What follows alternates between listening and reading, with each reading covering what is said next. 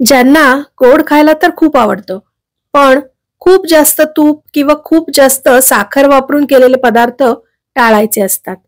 आजचा हा व्हिडिओ त्यांच्यासाठीच आहे. कमीत कमी साहित्यात आणि त्यातल्या त्यात हेल्दी असा एक गोडाचा पदार्थ आपण आज बनवणार आहोत. नमस्कार, मी अमिता. पालकर्स किचन मध्ये तुम्हा सगळ्यांचं स्वागत.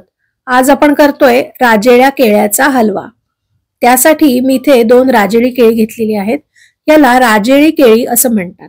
ही थोडीशी आकाराने मोठी असतात आणि ह्याचं साल पूर्ण असं काळं व्हायला सुरुवात झाली त्यानंतरच ती वापरायची असतात.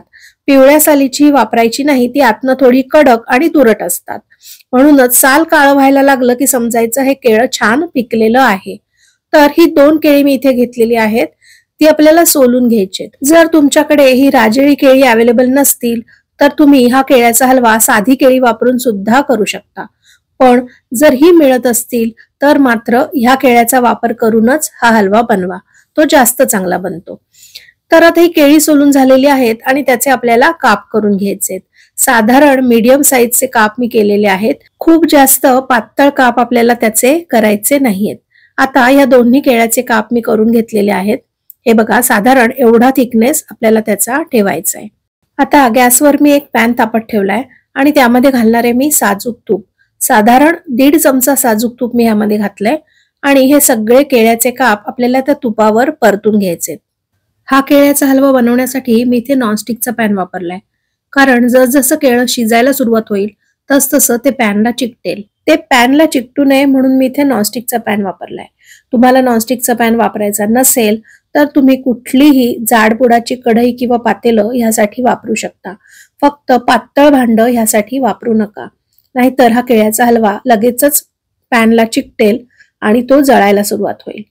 अशा प्रकारे आपल्याला ते थोडेसे तुपावर परतून घ्यायचेत आणि झाकण ठेवून 2 ते 3 मिनिटं ते वाफवून घ्यायचेत. केळं शिजायला काही फारसा वेळ लागत नाही, ते पटकन शिजतं. पण ते शिजल्यावर पूर्णपणे त्याचं खिमट होऊ नये म्हणून थोडेसे ठोंबस असे केळ्याचे काप आपण केलेले आहेत.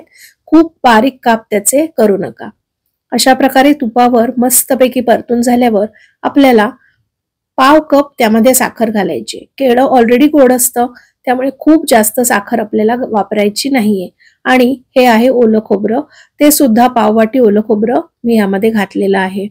साखर तुम्ही याहीपेक्षा कमी घातली तरी सुद्धा चालू शकतं. खोबरं मात्र नक्की घाला, कारण खोबऱ्याचा स्वाद या हलव्याला खूपच छान लागतो. साखर आणि ओलं खोबरं घालून झाल्यानंतर आपल्याला ते मस्तपैकी ढवळून घ्यायचंय. प्रत्येक केळ्याच्या कापाला साखर आणि ओल्या खोबऱ्याचा स्वाद लागला पाहिजे अशा पद्धतीने ते आपल्याला मिक्स करायचंय.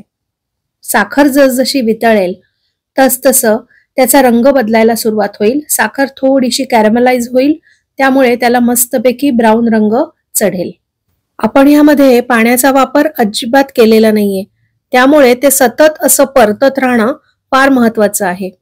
एक तर ती साखर आपल्याला जळू द्यायची नाहीये आणि दुसरं म्हणजे केळ्यामध्ये स्वतःची अशी शुगर असते, त्यामुळे ते पटकन कॅरमलाइज होतं आणि म्हणूनच ते अजिबात जळू न देता आपल्याला ते परतत राहायचंय. 3 ते 4 मिनिटं परतून झाल्यानंतर साखर ही पूर्णपणे वितळलेली आहे आणि अशा प्रकारे त्याला मस्तपैकी गोल्डन रंग वर चढायला सुरुवात झालेली आहे. हे बघा, तुम्ही बघू शकताय प्रत्येक केळ्याचा पीस हा वर्ण थोडासा ब्राऊन व्हायला सुरुवात झालेली आहे. असं झालं की समजायचं हा केळ्याचा हलवा आता तयार आहे. आणि हा जो दिसतोय तेवढाच गोल्डन रंग त्यावर आला पाहिजे, ह्याच्यापेक्षा ते डार्क होऊ देऊ नका, नाहीतर त्याची चव कडवट लागेल. आता हा केळ्याचा हलवा तयार झालेला आहे. सगळ्यात शेवटी आपल्याला त्यावर वेलची पावडर घालायची. वेलची पावडर सुद्धा हलक्या हाताने ढवळून घ्यायची. वेलची पावडर ही नेहमी शेवटीच घालायची, ज्यामुळे त्याचा सुवास हा इंटॅक्ट राहतो.